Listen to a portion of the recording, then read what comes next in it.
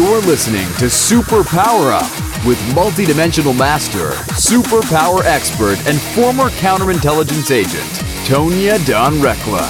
If you're ready to disrupt reality, then sit down, strap in, and prepare to experience the show that proves there is no spoon. Hello, everyone. This is Tonya Don Rekla, your superpower expert, and I'm so excited to have back on the show Jerry Teplitz. He is brilliant, and we'll put a link on the page for our previous interview so you can hear all about Jerry and what he's up to.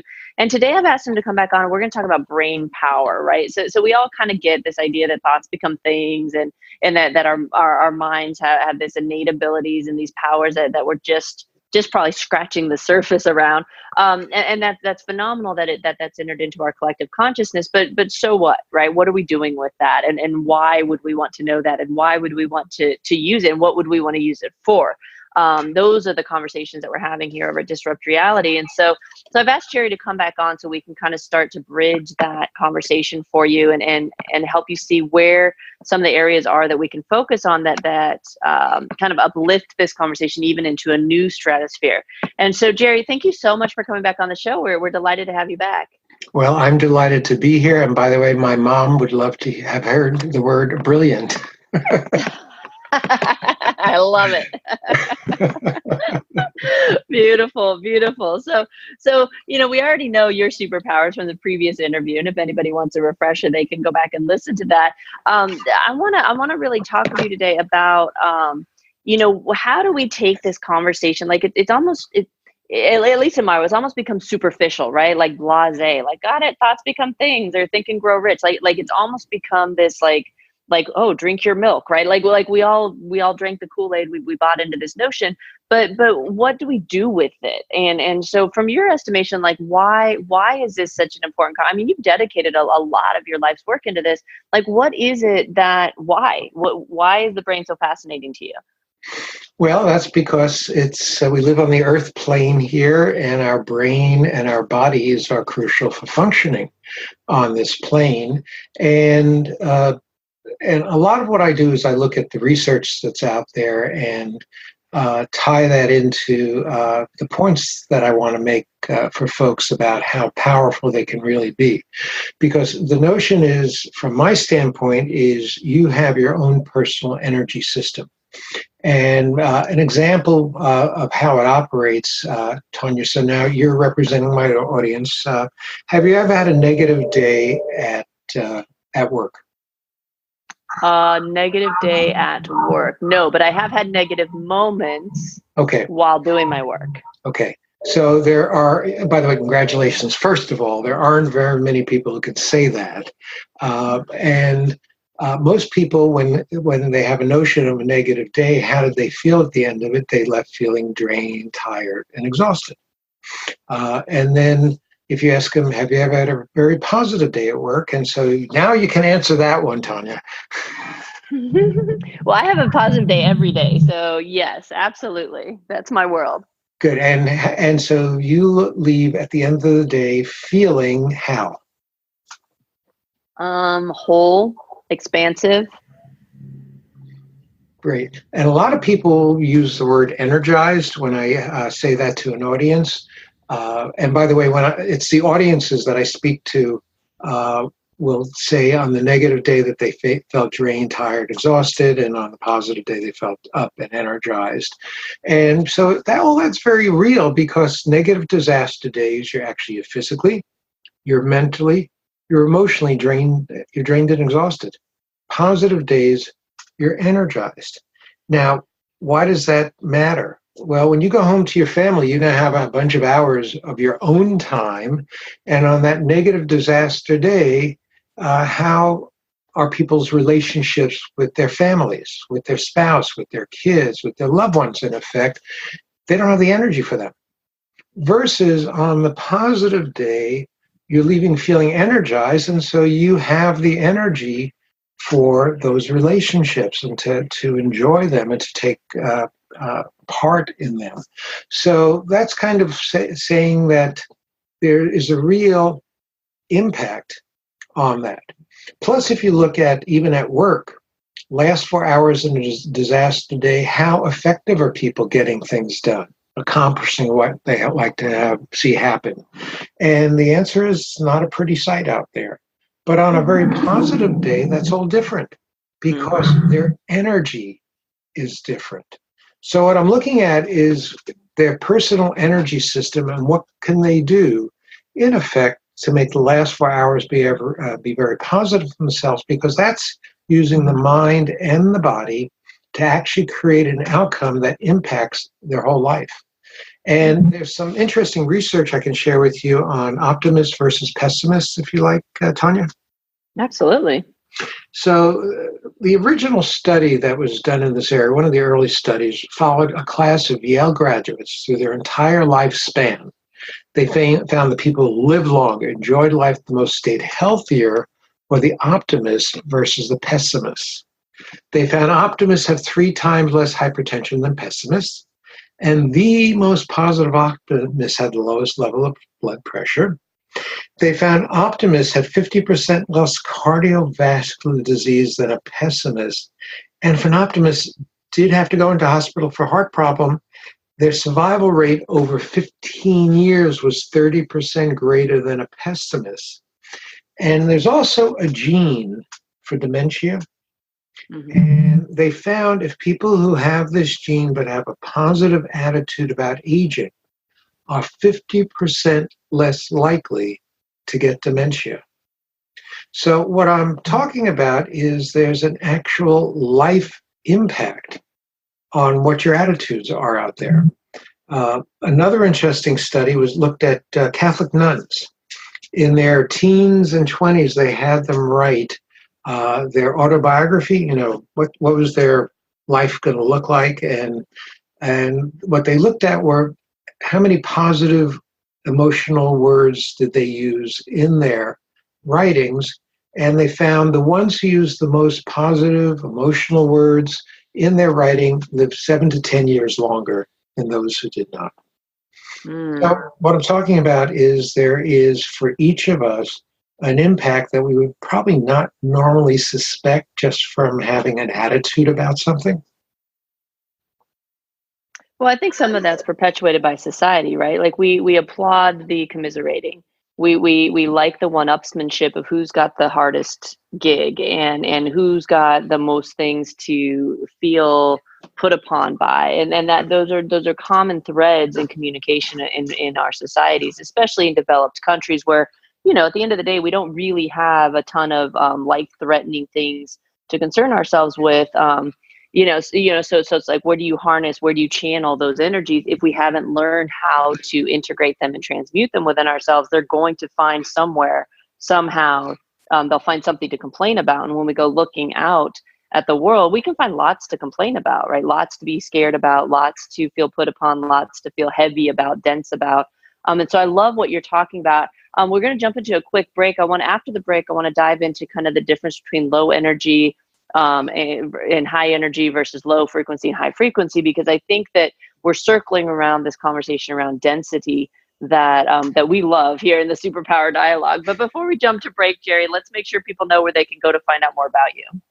So there's 2 online courses that I've created that rewire the brain in a very positive way. One is for people involved with internet marketing, and the other is somebody who's a startup entrepreneur. So they're online streaming courses, and they will blow your mind out. And so you can go to switchedoninternetmarketing.com or switchedonstartupentrepreneur.com. So switchedoninternetmarketing.com or switchedonstartupentrepreneur.com and learn all about those 2 classes.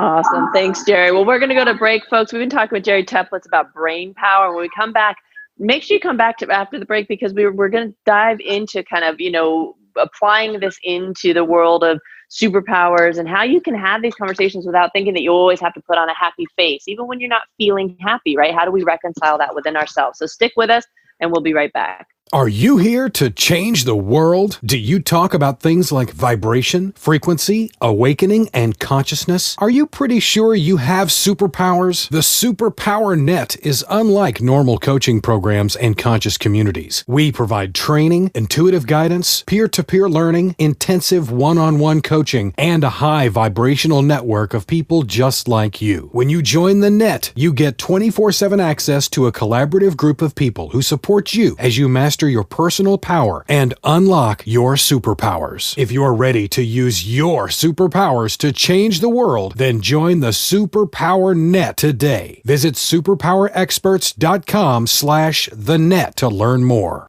Awesome, everyone. We're back. This is Tonya Dawn Reckley. You're listening to Superpower Up, the Disrupt Reality series. We have Jerry Teplitz on with us talking about brain power. And before the break, we got into some fascinating conversation around like what's the science saying about positivity versus negativity and optimism and all this fun stuff. And so one of the conversations, Jerry, that I find myself having often with people is that we mistakenly take that information and we think that, oh, well, I'm supposed to always be happy, or someone says, oh, how are you doing? But I feel like if I'm sick, or I feel frustrated, or I feel some fear, or I'm in mourning because someone has passed, that somehow I'm supposed to still say, oh, I'm great, everything's lovely, right? And it feels very disingenuous. And so how do you help people reconcile that? So it's not that you can't have bad moments. The question is, how long do you live in the bad moment? And so one of the teachers that I had said, life is kind of like a pendulum swinging back and forth from the negative side to the positive side. And it actually, even in people who are involved with spiritual growth kinds of things, the pendulum never stops swinging, but it starts swinging less and less. And it gets to the point where in a millisecond, you can change what happened that was negative and in effect experience it differently.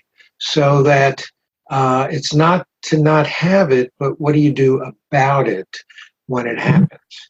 Well, what we talk about here is we talk about the fact that actually they can be happening simultaneously, and being okay sitting in the contradictions within ourselves, and ultimately the choice, at least in our teachings, is that which aspect of yourself are you choosing to identify as? Because we're always, if we, and you mentioned the spiritual growth thing, and that's kind of where this kicks in our estimation, is that, we are always, if we truly get on some level that we are aspects of the divine, like if that is our belief system and we embody that here on some level, that aspect of us wants and needs for nothing. And it is always in complete perfection. And at the same time, we have all of these other experiences happening. We operate in different frequencies. And so we've got these other things going on where it can also be true that life looks kind of crappy right then, And so it's like, how do you, and we're trained, I think, to give voice to the very, like I talked about before the break, the commiserating piece, the wallowing in it, oh, I don't feel well, or I'm getting sick, or all of these things. And I think it's speaking to what you're talking about around what then happens in our bodies when we continually identify as that for longer and longer periods of time. There was, back in World War II in the concentration camps, I don't remember the author's name in the book that he wrote, but there was a gentleman who was in the camps who started observing as to who was surviving and who was not. And what he found is it was, you're talking about a horrendous, beyond imaginable experience, but that the people who had a positive attitude are the ones who survived the concentration camps. And those who did not succumbed to it. And so they're in the middle of where you would say, yeah, it's okay for you to think you're in hell because you were in hell. And you stayed in hell for years, yet they had something inside them that let them look in a different way at that experience. Well, and that's where people always take it, right? They're like, okay, great, I get it. Like life is abundant and we have all these opportunities and everything's wonderful and blah. But then look, why are these children starving? And why is this happening? And why did the shooting just happen at this school? And that's that's the identification piece. And so there really is a deep conversation in that of like, how do you witness things or experience things even in this human form and still hold to these kind of higher level, optimistic, higher frequency kind of belief structures? Like, how can you see beauty in something as horrific as a concentration camp? How do you address that? How do you guide that in your doctrine? Well, it's one of the things we do is I'm involved with this area called Brain Gym, and that's movement exercises that originally created for children and adults with learning disabilities. We can take D and F graded students, give them the capability of becoming A-level students in a semester just by using movement. And there's an aspect of it that allows you to take that negative thought, that negative situation that's kind of really hitting you, and in 2 minutes, at least get rid of the charge attached to that thought. So you're not getting rid of necessarily being able to think about the situation, but the charge is changed. So that, which actually then opens up other possibilities you might not have even thought of in terms of how are you going to handle something? How are you going to resolve something? Because when the negative type of thought is pressing you down, you don't see any other option as to how to be. And so getting rid of the charge attached to that thought lets you then make other choices.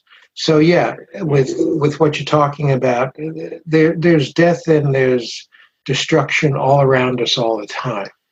And it's a question of where you focus on it and how long you focus on it. So for example, with death of a loved one, it's not to say don't be saddened by that. Don't go through the grieving process, but it becomes then how long do you need to grieve?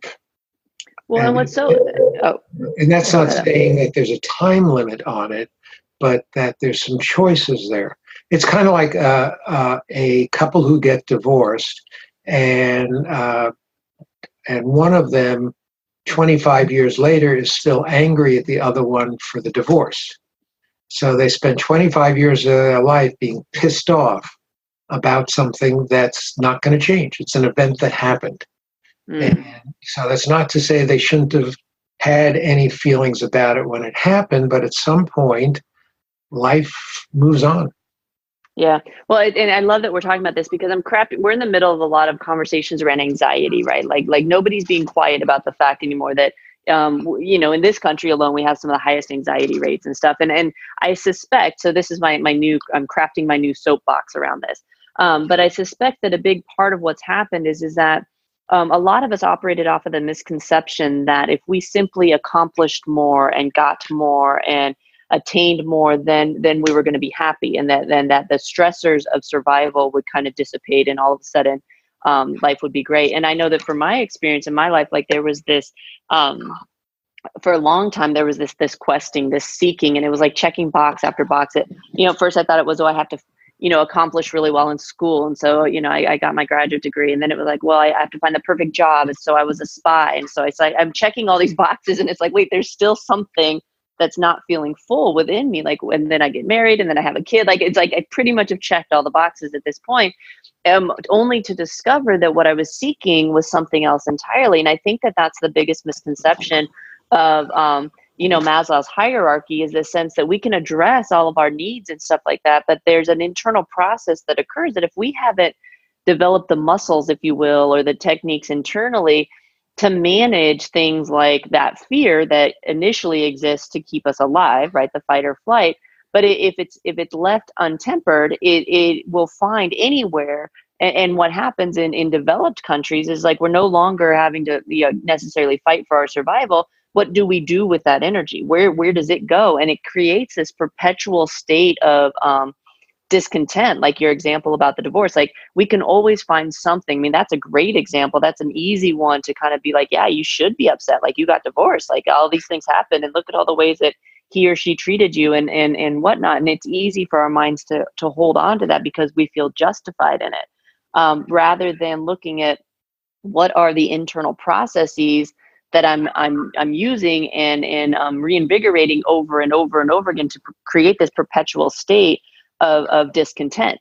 And it creates the densities in the bodies. And in our estimation, that's what, and we don't have the proof in the lab to back this up, but we're seeing the empirical evidence of, that's what creates the diseases in the body and the mental illnesses and all kinds of other things. Like you're talking about, the studies are showing, even between pessimism and optimism, things like dementia, and that those are contributing factors.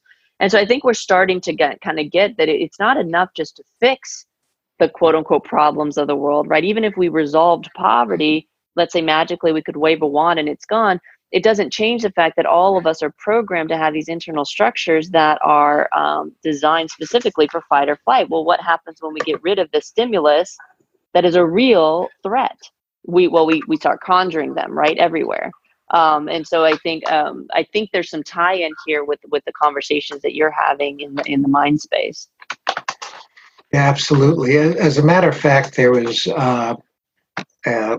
some research done on the happiest countries in the world, and there were places like Finland and Italy, Norway, Netherlands, Denmark, Sweden, New Zealand, Brazil. So that there are places that are actually examples of happiness that could be out there. The U.S. is about 33 on that list of countries. And it turns out that a number of those countries are the Scandinavian countries, where they actually, and this is where people, I think, need to redefine notions of, like, people get upset in this country about the word socialism. Mm-hmm. Those are socialism-oriented countries, but they're also perform well from a capitalistic standpoint in terms of the businesses and things that operate come out of there. But what they've created is where people feel taken care of, and that makes for a happy place. In this country, it's called, like with the difficulty with medical expenses and retirements, and people don't feel taken care of at all. And with that, it makes it harder for people to maintain that level of happiness mm-hmm. when they're looking at evictions. Mm-hmm.